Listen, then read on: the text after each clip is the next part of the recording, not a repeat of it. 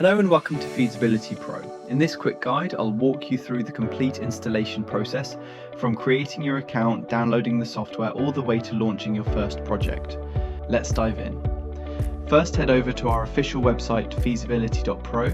Click on Sign Up, enter your details and verify your email.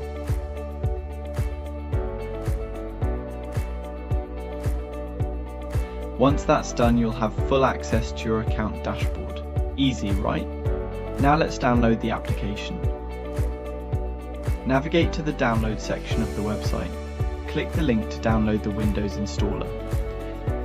Once downloaded, double-click the installer file. If prompted by Windows, click Yes to allow the installation. Follow the on-screen instructions and choose the default install location unless you have a specific folder in mind. Then click Install and wait a few seconds.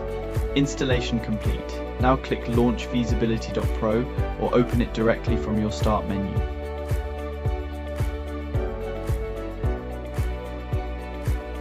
Enter your email and password to log in.